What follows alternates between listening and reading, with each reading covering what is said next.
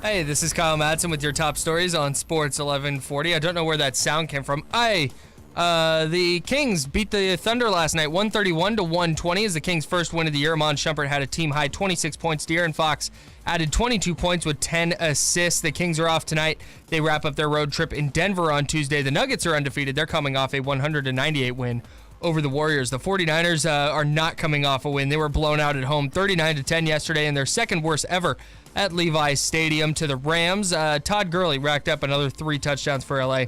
He now has 14 on the year. Week 7 of the NFL season wraps up tonight. The Giants are in Atlanta to face the Falcons. We'll have that game for you right here on Sports 1140. Kickoff at 5:15. Those are your top stories, and now it's back to the drive on Sports 1140 KHTK. Rise and shine, sleepyhead. I'm not letting you go to work today. Wait, what? Everybody, listen up. Welcome to The Drive. Morning, morning, morning. You're gonna talk. Get on the phone at 339-1140. Pretty awesome, huh? Jump in on our text line at 441140. Everyone is talking about it. You must know that. The Drive starts now. Front rim and short, rebound out, tipped over to Buddy Hield. Races up the floor, looks ahead, finds Bielitsa up and under reverse. He's got the bucket, and the Kings lead 11-5. Pretty transition push. Let's make that your Petkus Brothers moment of the game. Get the spectacular backyard you've always wanted with a beautiful Petkus Brothers patio or sunroom.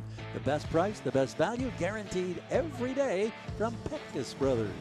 G-Man on the call with the Petkus Brothers moment of the game. As he said, best price, best value, guaranteed every day. Petkus Brothers, big win for your Kings. By big win, I mean, I think any win's big this year. And they got it on the road against Oklahoma City. Yeah, Oklahoma City's 0-3. But Oklahoma City almost beat the Warriors in Golden State. Without Russell Westbrook. Without Russell Westbrook. And I get that they had Russell Westbrook is such a big personality on the floor. And by personality, I mean his game. He's a big thing to put into your offense. But he played well last night. It's not like Russ was like 9 of 80. What was he, 13 of 23, almost had a triple-double? Russell Westbrook almost had a triple-double. Really? Huh? Yeah, I know, right? Shocking. Say this. They went to Golden State and they lost to the Warriors by 8. And then they turn around and lose at home to the Kings by 11. Ipso facto, Kings greater than sign Warriors. Yeah, 3 points better, I think. Also, imagine rooting for a team that sitting here on a Monday isn't on a winning streak. Wow. I can't. You can't, Warrior fan, can you? No. From the 916, Cousins, Gay, and Isaiah Thomas. Last time I was excited as a Kings fan. That's fair. It's a good little trio there. Excited about Rudy Gay? I think at the time they had Rudy at the 3, which had been an issue for us for a long time. And you thought you had a good young core in DeMarcus Cousins and Isaiah Thomas at the 1 and the 5.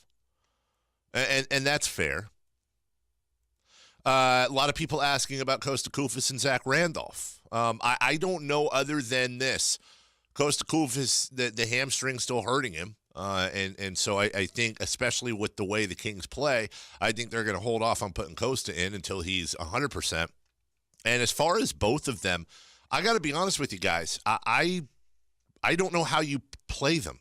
You can square peg round hole thing. For sure. I don't know. You know, I'm not going to sit here and say, well, they're going to buy him out or release him or whatever, because I don't know. But do any of you see any way to grab them minutes at all? You don't want to play him just to play him because you're paying him. I don't want to play Zach. And by the way, I love Zach Randolph and I love Kosta Koufos. None of what I'm about to say should be taken in any way, shape, or form as a disrespect to them, their game, their professionalism. They've been amazing. I honestly hope what the Kings can do is find a place for both of them. I hope that I'd love to see a buyout. I'd love to see if they can get a second-round pick in 2023. Who cares? Do it. Do it. Seriously. Let them go somewhere where they're going to fit in. Zach Randolph has maybe one more season after this, if not this being his last season. Let him go somewhere and be a guy down low that that can get you points and rebounds. But I don't see how they're going to get any time on this team at all. And every minute that Zach is in and every minute that Costa is in is a minute that Willie's not playing, that Bagley's not playing, that Harry Giles isn't playing. And I just don't think that's in the cards for the Kings unless, knock on wood, there's an injury. That's really the only way I see either of them getting playing time this year. Period. Even Scal, I would rather give those minutes to Scal to BCR. Let's see what we do or don't have with him. But at the pace this Kings team is playing right now, like seriously, imagine Costa or Zach getting up and down the floor at the pace the Kings are playing right now. They couldn't do it. It would be a real hindrance for the Kings as they fly up the floor and play 4-on-5 until Costa or Randolph get in. Absolutely. And last year, how many times did we see the offense just grind to a halt with them dumping it into Randolph on the block? Dumping into Randolph. Randolf using that big ass of his to, knock two guys down low, dribble 12 times. And again, that's not a disrespect to him. He's had a very good career doing that. That's them. But they can't get up and down. That's why you have guys. You know who can get up and down? Willie Cauley-Stein. You can get up and down? Marvin Bagley. You can get up and down? Harry Giles. Those guys can fly for big men. So I'm not here to say after one win, well, Vlade's strategy is going to pay off, but you understand why Vlade has pieced that type of roster together. Yeah, and if you I know this isn't what the texter was saying, but since we're on this topic, if your takeaway from the first three games is why aren't Costa and Zach Randolph playing? Yeah. That's a problem. I think people have questions as we get into the year and we see, as you said, the pegs fall into the square and round holes. I think you kind of understand. I think Jaeger has minutes to fill, garbage time to fill. He wants to see guys like Macklemore, like Justin Jackson. Frank Mason needs minutes. Guys to see what he has in any of them. Like last night, a lot of people were really pissed off that Iman Shumpert started. That really bothered a lot of people. That's weird. I think what they were saying is this is where you could put Marvin Bagley at the 3, or I'd like to see Yogi Ferrell and move Buddy down to the 3. A lot of people were really down on Iman Shumpert. And listen, he's not going to score 26 points a game. But a Shumpert-heeled 2-3 rotation isn't the worst thing in the world. And Iman Shumpert's been very injured for a while. We don't know what we have. We haven't counted on anything with Iman Shumpert. Yeah, and Shump is the kind of guy that if you can have him come in and be productive, he could be a very valuable trade asset come February. You're not a Kings fan, and I say that only because no. And that's it. I say that only to underline that I'm going to ask you a couple questions, and let's just keep in mind this isn't your main team, and you do a very good job at analyzing them fairly, I think, and we'll stand in front of you anytime somebody says you're biased because you're not. But who do you think is the leading scorer on the Kings right now, if you had to guess? Just curious if you'd guess it. I would probably say Fox. De'Aaron Fox, number 1, 20.3. Now, who do you think's second? Willie Cauley-Stein at 18.7. Excellent. Followed by Buddy Hield at 17. And then you have 1, 2, 3, 4 guys in double figures. One of those being Frank Mason, and Yogi Ferrell's at 9.3 points. You're almost at a point where you have 8 guys averaging double figures, and that just kind of goes to show, Kyle, a lot of people need to readjust their definitions of scoring in this league and where we're at, because this ain't your daddy's league. Right. The way they are catering to quarterbacks and making it so you can't hit receivers going over the Correct. Middle. You're going to get a lot of offense, which, by the way. Well, and especially at the pace the Kings are playing at, there's going to there's just a lot of possessions. And that's just the direction the league's headed, is just maximizing offensive possessions. That 14-second shot clock's helping quite a bit, too. Yes, that as well. There are exactly how many teams that are averaging under 100 points a game this year, Kyle, if you had to guess? 2. 2. And then on the other side, I'll answer that in a Is second. 2 the right answer? No, I'll get to that in a I was about to second. How many teams are holding teams to under 100 points a game? I know the Nuggets are. Mm-hmm. That is correct. Nuggets at And I think that's it. 95.7. I'm gonna guess that's it. The Clippers, as of going into last night's game, were at 99 point something. They're now at 103.7. There's exactly one team in the NBA holding opponents under 100 points, and that is your Denver Nuggets at 95.7. As far as teams that are scoring under 100 points a game, it is a grand total of 0. There are no That was teams. my first guess. No, your first guess was actually, I think, 2, wasn't it? There are no teams. In fact, Kyle, how many teams in the NBA would you say, if you had to guess, are averaging under 102 points a game? 0. That is correct. Yes. Okay, last question. How many teams in the NBA would you say are averaging under 102.3? 2. None. Dang. The Orlando Magic are dead last in scoring at 102.3 per game. I would have guessed the Magic if you told me to guess which team. No, can't do that. Ask me which team's the lowest scoring team. Which team is the lowest scoring team in the NBA? The Orlando Magic? That is incorrect. It's the Oklahoma City Thunder. Just kidding. It's the Magic. Last thing for you. Football scoring, we've seen that's way up, too, because of the rules. And we've talked baseball all year about how you get a lot of 9-8, 7-5, 13-9 games. Kyle, and we got a break. Are we in a day and age where, because mostly of young people like yourself that are used to YouTube clips, that don't watch shows anymore, it's basically YouTube and little meme videos on Twitter? Meme videos. Are we in a day and age where, as the youth gets older and has more buying power, the executives are realizing that the younger you go on the demographic scale, the shorter the attention span is of the viewer itself, and that is starting to bleed into all our sports, where people are starting to say it's not entertaining to the young kids if we don't have scoring because they don't really care about defense? Or is it just a flat coincidence that our 3 major sports are seeing an unprecedented rise in offense? I don't think it's a lack of interest in defense. I think it's more of an interest in highlights and wanting to be able to, while you're maybe watching a game, scrolling through Twitter and seeing highlights. So they want to maximize the offensive possessions. So if I am watching Niners-Rams, I see a 85-yard touchdown in another game.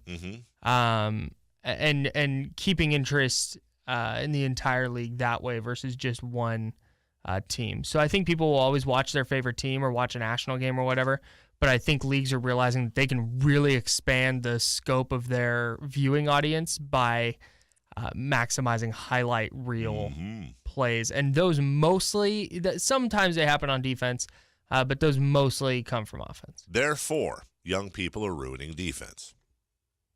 Yeah. Okay. We'll take a break. Because they're in bad position, they foul. Yep. It's up to you. It'd be all mismatching shoes and offense. Not me particularly, but some people I know for sure. 4 Down Territory is next. We'll talk a little bit of football here, including let's decide who's better, the Rams or the Chiefs. We won't do it on the field. We'll do it right now. We'll preview a little bit of Monday Night Football. We'll find a bright spot from the 49ers game, maybe 2. It's a drive back in a couple. Sports 1140 KHTK. 4 Down Territory, brought to you by Fire Wings. Had a baby. Hey, it's a new segment. It's okay. 21 different flavors to choose from. No, I'll explain in a second. 21 different flavors to choose from. Firewings.com, just wing it. I just got your text. Kyle was taping the video feed because I left my computer up at the NorCalLipo.com page. It's a rotating... It's a rotating gallery. Half-naked dudes and half-naked women. Just a bunch of half-naked people. Now, What are you looking at? Those are the testimonials for Dr. Jack. Right. I put that together eventually, but it looked very funny. If somebody didn't hear your Dr. Jack, they just logged into that. Question number 1. Who's better, the Rams or Chiefs? I don't know. I do. I know for sure who I think is better.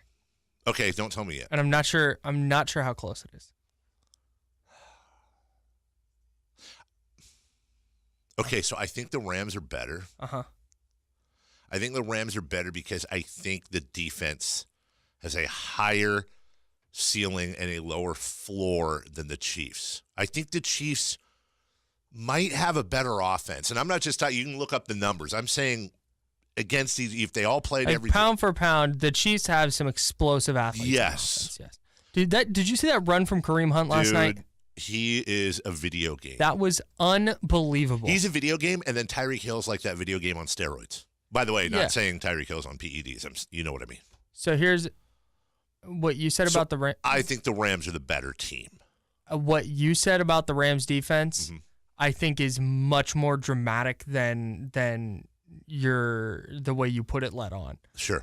With Michael Brockers and Aaron Donald and Ndamukong Suh, that front four is incredible. Their secondary, if they get Aqib Talib back off IR with Marcus Peters, who's been dealing with an ankle injury, is very good. I think that their ceiling on defense, and I think they're going to hit a stride defensively here over the next few weeks, where everybody just kind of goes, oh, yeah, that's right. The Rams have a ton of talent on defense as well, and the Chiefs just don't have that. And we're actually going to get to see it because the Rams and Chiefs play, I think, week 11 or 12. They play the Rams and Chiefs play. Well, hold on. Oh, I'm looking at the Cincinnati Bengals. I don't know when the Rams and Chiefs play, but they play. Hang on, I got it here. But the Rams and Chiefs play, and I'm very much looking forward to that. But I like the Rams to stop the Chiefs way more than I like vice versa. Hey, what about this though? What about this? What happens if Rams Chiefs week 11? What happens if Kansas City fan says, "Well, hold on a second. The Bengals gave up. The Bengals have scored 34, 34, I don't care. I don't care about 27. transitive property. They only gave up 10 points to the Bengals last night. They gave up 10 points to a team that is now 1-17 in primetime under Marvin Lewis. You buy into stuff like that, the primetime thing? Yeah, I do. Because I think coaches get tight because they know the entire world is watching. Marvin Lewis and Hugh Jackson trade teams. Is there any difference? No. All right, number. Second down. Give me some bright spots from the Niners loss yesterday. George Kittle is good. He's really good. As I said to you last night, George Pupple would be better. George Kittle is good was literally one of my takeaways from the game. George Kittle is very good. They have found something in Raheem Mostert. I don't know what they found. I don't know if they found an everyday back, but they found something in this game. What did I say? Did I say Mostert? Yeah. Mustard. It's actually Raheem Mustard, Kyle. A lot of people don't know that. And as you and I spoke about, so I'm stealing what you said, but it's true because we got to go. Unreal. They're that much closer to that draft pick. Yeah, and So. I think they stunk yesterday. There's not a lot of good, but you hit the nail on the head. Mostert was good, and George Kittle is a top 2 or 3 tight end in the league right now. George Kittle. All right, number down 3. The third. Yep. Third down. Biggest surprise from the weekend. I've got the audio. Tucker's extra point to tie the game. The kick is up, and it is... Oh! No good! No good! It drifted wide right. Yeah, as a Florida State fan, I know all about wide right, so relax. I'm sure we could go deeper on what team was a surprise, blah, blah. You can handle that, Kyle, if you want. Justin Tucker missing an extra point to tie the game at home versus the Saints is something nobody expected for good reason. What's the stat I saw? I think inside 35 or 33 yards, he'd made like 300 straight kicks, something stupid like that. He was 222 for 222 on extra points. And then they added in, on top of that, I think, inside 35, and he was 300 and something for 300 and something. Yeah, I didn't expect that at all. The Eagles were rolling yesterday. They were up 17-0 in the fourth quarter. The Panthers ripped off 21 points unanswered in the fourth quarter to win 21-17. That was the most surprising in-game result for me. How lucky is Mexico City, by the way, for getting that Rams and Chiefs game? Extremely lucky. Also listened to another radio show that said that game shouldn't count because it doesn't happen in America. Hey. Fourth down. Fourth down. Bad. Falcons, Giants, who you got? I got sleep. Maybe an early bedtime. I'll watch. Of course I'll watch. I'm going to go Falcons on this one, but my goodness. Over-under's 53, and you never know. It might turn out to be a tight game, as you said, with the coaches, but this should be just an absolute score-off. Neither of these teams can defend worth a you-know-what. You got a ton of weapons. Well, okay, you got a ton of weapons on Atlanta's side. You've got a couple of really good weapons on the Giants side. And one thing I do enjoy about this game and why it's going to get decent ratings, other than the fact that it's one of the New York teams, a lot of fantasy implications in this game. A lot of fantasy implications going into Monday night. There's a lot of very tight games. A lot of people that have Odell Beckham. A lot of people have Saquon Barkley, Mohamed Sanu, Julio Jones. They put Tevin Coleman in, Ito Smith even, Matt Ryan. There's a lot of fantasy Calvin Ridley implications in tonight's game. In our league, I'm up by like 100-plus points, and Matt Ryan hasn't even played yet. It's my quarterback. Oh, so you're going to win. I'm going to win by a lot. I'm up 12 in a money league, and I'm done, and the other guy is Mohamed Sanu. So how much am I nervous? I'm going to be texting you about that tonight while I'm watching. All right, we'll break. When we come back, Kings beat Oklahoma City, 339-1140, 1-800-920-1140. You can text us at 44-1140. What did you like last night? What did you see? What is sustainable for this team? And your thoughts through 3 games. We'll be back in a couple. Sports 1140 KHTK. Hey, this is Kyle Madson with your top stories on Sports 1140. Dave, you ever had a soup dumpling?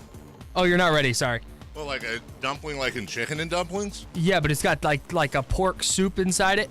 Oh, that's the bao something. The ones that are the like white balls with the folds on the top? Yeah. Yes, I have. Really delightful. Did you burn your tongue? No. No, you got to let the soup out, let it air out a little bit. Yes, you do. Very good. You have to be and then you got to, yep. It's absolutely fantastic. fantastic. The Kings won last night. That was also fantastic. 131-120 over the Thunder in Oklahoma City. That's, by the way, the name of the show today. Have you ever had a soup dumpling? Okay. That's okay. Just letting you know. De'Aaron Fox, 22 points, 10 assists. Amon Shumpert had a team high 26 points. Sacramento gets tonight off. They wrap up their road trip in Denver on Tuesday. The Nuggets are undefeated. They beat the Warriors last night 100-98. The 49ers did not get a win yesterday. They were blown out at home 39-10 against the Rams. Week 7 of the NFL wraps up tonight with the New York Giants in Atlanta to take on the Falcons. We'll have that for you right here on Sports 1140. Kickoff is slated for 5:15. Those are your top stories, and now it's back to the drive on Sports 1140 KHTK. It's The Drive on Sports 1140 KHTK. Kings now have Yogi Ferrell. Shakes right, goes left, twists his way inside, gets the bounce on a little piece of magic. My goodness, he had to contort his body all over the place. Jackson drives, plants, turns, flips, no good. Stick back, Marvin Bagley coming from the left side of the floor. Beautifully timed. Bagley now with his second bucket. He's got 4 points. Jackson slashes left, feeds it back to Marvin, reaches with left hand. He draws the foul and he scores. David Yeager loving that action between Justin Jackson and Marvin Bagley. Rebounded by Adams, ball knocked out of his hands, and it's stolen by Fox. Kings push, they've got numbers. Fox going all the way with the right hand. He scores, coming down the right side of the lane. Out of the timeout, they advance the ball to the front court. Shumpert with the inbounds pass to Cauley Stein, back to Shump. He rocks, he fires, he hits the bucket. Kings have 26 from Shumpert. He's within one of his career scoring high. Ball in the hands of De'Aaron Fox, the young second-year player matched up with Dennis Schroeder. Screen from Cauley Stein, hooks the pass over. Buddy Hield is open for 3. Buddy buckets, delivers the triple. Kings lead it 122-113. Jackson near corner, challenged by Adams. Attacks. 2 defenders, pocket pass, Cauley Stein, 2-hand flush. Oh, that's huge right there. What a pass from Justin Jackson and Willie Cauley Stein, taking it above the rim. I don't think they've got an 11 or 12-point play in their hip pocket for the final 5 seconds. This one will go to Sacramento. Dennis Schroeder will just walk the ball up to the midcourt line as time expires. The only other time the Sacramento Kings experienced victory in this building, January 4th, 2016. Their only win in 18 games in OKC until tonight, where the final score is 131-120. We just feel like we got the ball up and down the floor, and we played fast, and we played really, really hard. A lot of loose balls that they physically just kind of outmanned us for. First quarter, they had 9 offensive rebounds, but it was just kind of the loose balls. But we didn't put our heads down, which is generally what happens with a young team when things don't go well. And kept fighting and scrapping and came out ahead at the end. So, had some great performances. Iman Shumpert has 18 in the first quarter and gives us some confidence. Also, to be able to stand in front of Paul George is a tough task. And so to have him take that on from the jump and then rotate some different guys to him was a big key for the game. That's Dave Yeager after a handful of Kings highlights last night. The Kings win on the road. How about that? How about that? They get a day off today before they take on the Denver Nuggets, who, by the way, took out the Golden State Warriors last night in a very close game. 100-98. The Nuggets are leading the league in defense right now. Points given up. Our old friend Michael Malone over there has them going strong. 3-0, including 2 home wins. And that one against the Warriors last night. Nikola Jokic is just flat out fantastic. They're holding teams to around 95 points. So your Sacramento Kings now 1-2. And if we use our Kings meter, which is Kings inverted negativity game score, the Kings on the season are now 1-2-1. They go in and face the Nuggets tomorrow night, 6 o'clock, right here on the Sporty 1140. From the text line, from the 916, Dave, ballislife.com is already saying De'Aaron Fox is a top candidate for most improved player. I've always wondered about that. Can a rookie in his second year, can a second-year player be most improved? That's like weird to me. For what it's worth, Ben Simmons was a rookie in his second year, so. Don't start. Don't start. I don't know. That's just weird to me. Like a second-year guy, well, you're going to improve. Yeah, that unless the only way I could see that happening is if like your first year you average like 2 points and an assist. Yeah. And then you come out crazy. and average like 28 and 10 the next year, then maybe. But Fox was, and he's a decent player last year, and if he's a good player this year, I don't think you're going to see. That's reserved for guys like Victor Oladipo who go from like, oh, that guy's a role player to, oh, that guy's a star on a playoff team. I think a second-year player being most improved has to have the same type of voting that a reliever should have for MVP in baseball. Like, it can happen. Yeah. But it really, really, really has to be an insane improvement. Trae Young last night, by the way, 35 points, 11 assists. He became the 5th rookie, Kyle, the 5th rookie to have 35 points and 10 assists in a game over the last 25 seasons. He's the 5th rookie to do it. So 4 others. 4 others have done it. How many? No, that's not it. How many of those can you name? LeBron James. LeBron James is 1. Tyreek Evans is not, but a good guess. Ooh. 35 and 10 assists.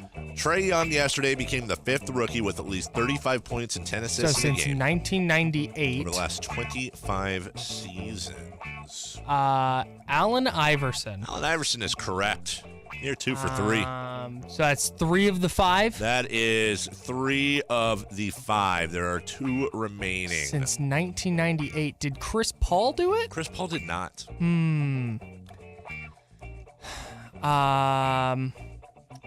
This is going exactly how I wanted it to go. And I'll tell you more about that in a minute. Oh, okay, cool. So you're just leaving me hanging out to dry for a bit? Yes. Love it. I will say this. There are no, don't overthink it. I'm not. I'm just trying to think of. Just making sure. I can't even. I'm trying to. Derrick Rose. Derrick Rose, not correct. Karl Anthony Towns. Nope. No, I'm overthinking it. I got nothing. You got nothing? I will say this. Hang on. Nope. Too early. Too early? Yeah, 1998. What does it say? Last 25 seasons. Jason Kidd. Jason Kidd is correct. You're only missing one.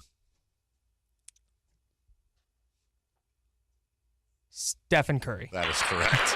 It's going exactly the way I wanted it to go. I was hoping that would be the one that you would miss. Yes, Stephen Curry. Wow. I'm amazed he had a 35-10 game in his rookie year.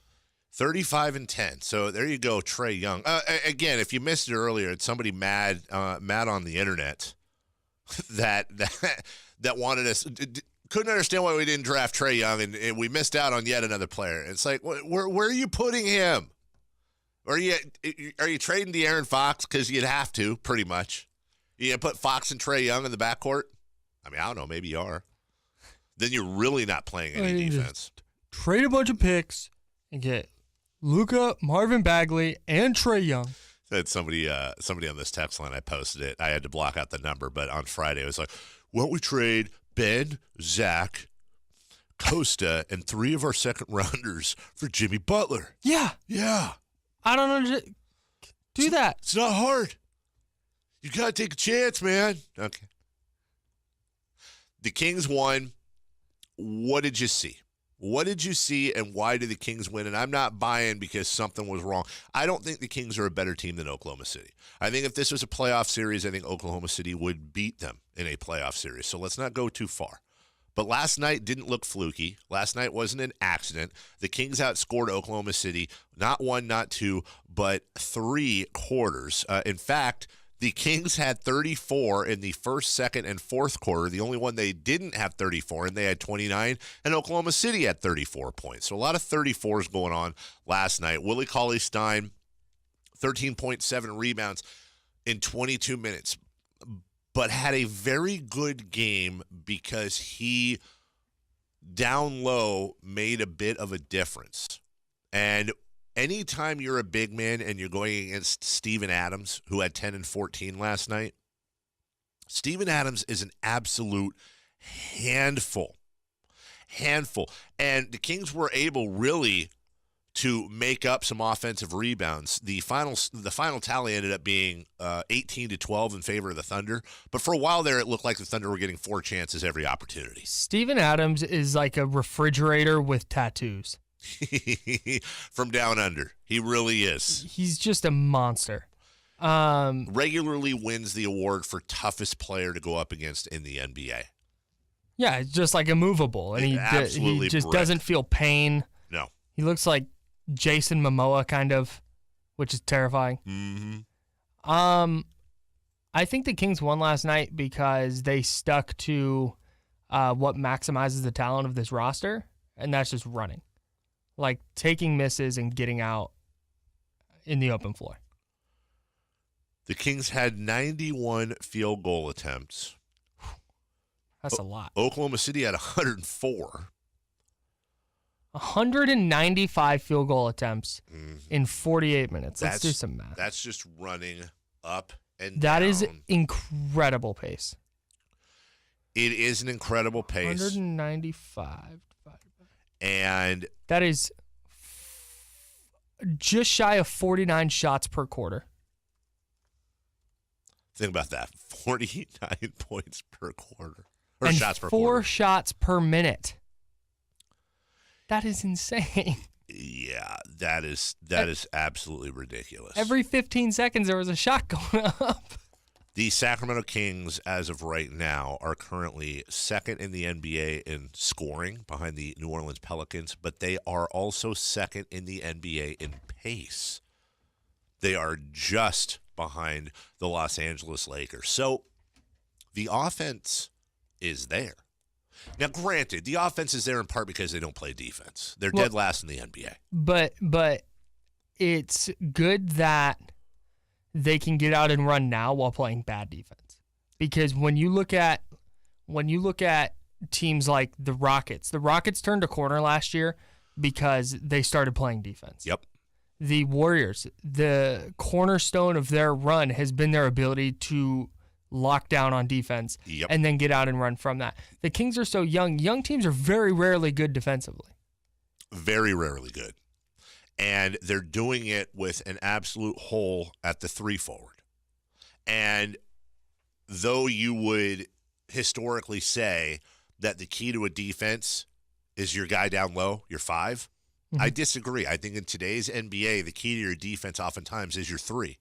It's a guy that can anchor both sides, a guy that can guard 4s, a guy that can guard 2s, and then obviously be able to guard the 3, which is a huge position in the NBA. So you look at this team right now and you can start to see signs. I understand. Now, I'm not saying it's going to work, Kyle. I understand what Vlade's vision is. He's got a bunch of guys that can run their tails off. He's missing defense and he's missing three-point shooting. Not that people can't shoot threes, but he's missing that He's guy. missing defense for now.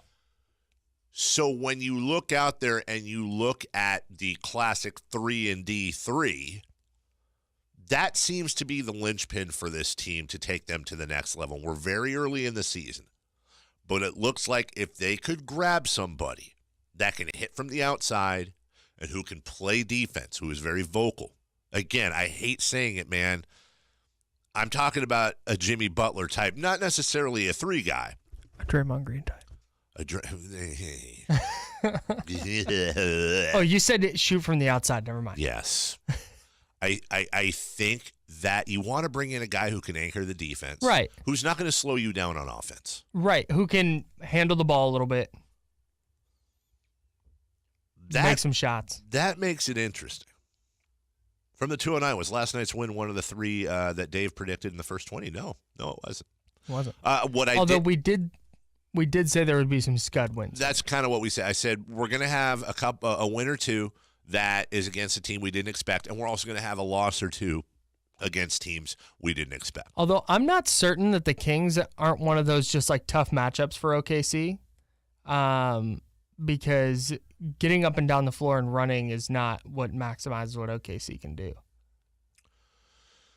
I think it's also interesting that the 3 teams they've played and come out with a 1-2 record, in which they were in games 1 and 3, in which they won on the road against a playoff team with the former MVP coming back for his first game. This was not a Russell Westbrook-less Oklahoma City team, right, by the way. I think... Jury's still out on whether they're better with him in the lineup, Sure. by the way. I mean, no, it's I'm not. kidding. Okay. I thought for a second you were going somewhere else, like defensively. They haven't played an Eastern Conference team yet.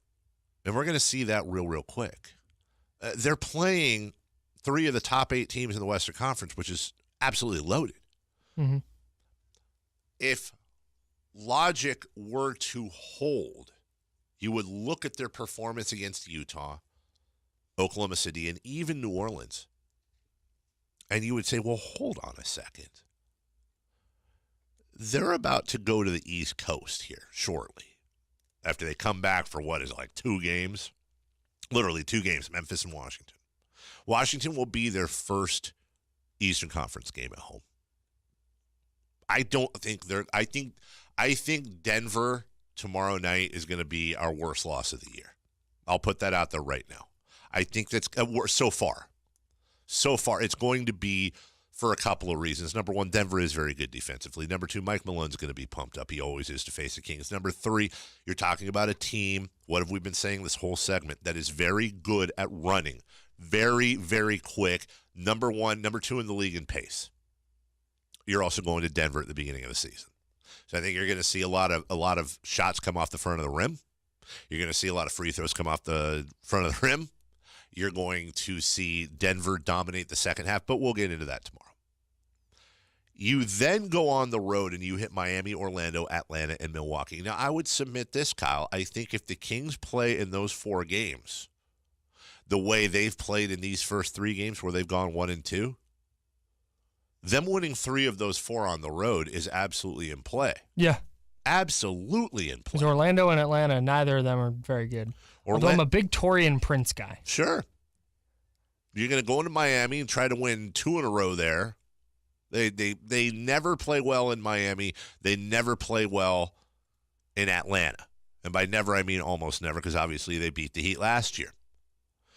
That's going to be an interesting road trip. And by the way, that's going to be the start. We get a lot of answers here really, really quick.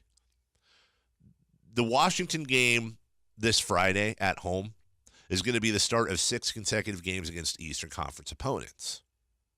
So now you have an opportunity to answer that question. Well, hold on a second. If they're holding their own against Western Conference playoff teams, what are they going to do against the East? As far as Bogdan Bogdanovic coming back, getting a lot of questions about that.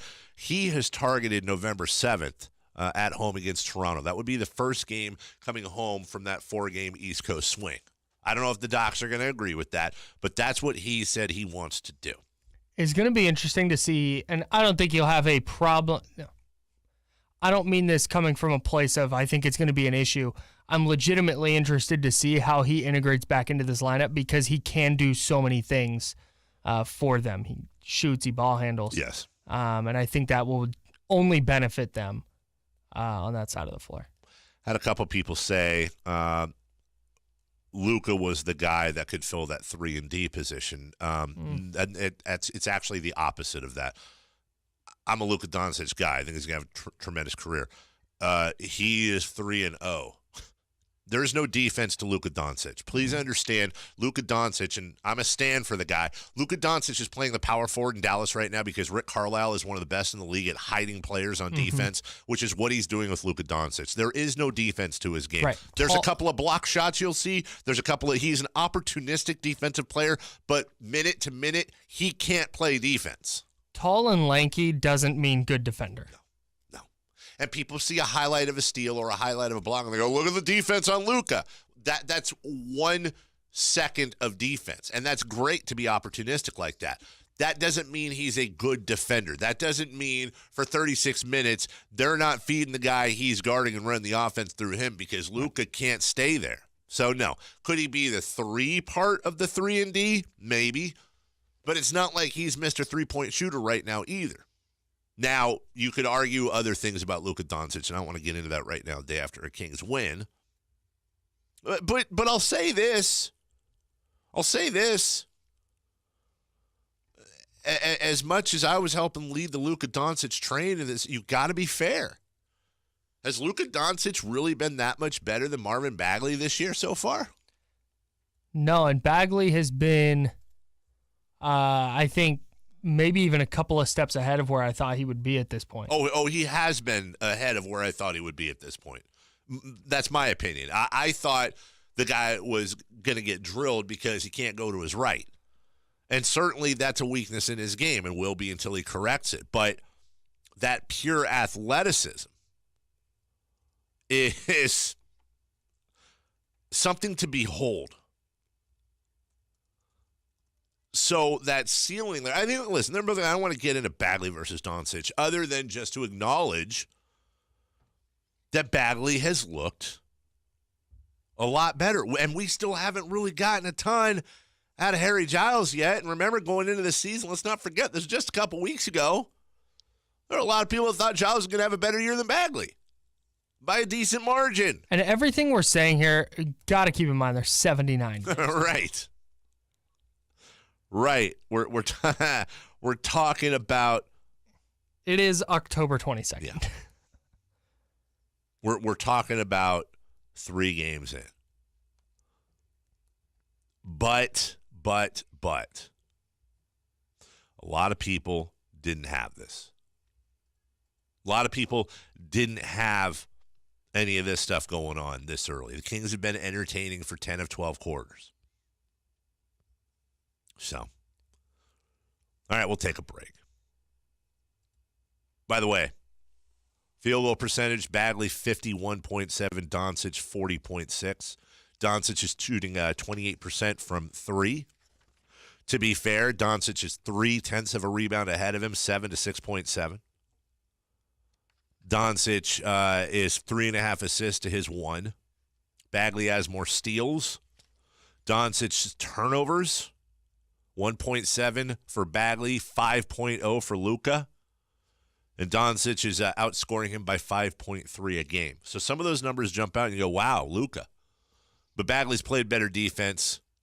Bagley has shot the ball better. I don't think the gap is as large as a lot of people thought it would be. In fact, I know it's not. It's a lot closer between those two. And you have to give credit to Marvin Bagley, and you also have to tip your cap to Vlade Divac through 3 games. All right, we'll take a break.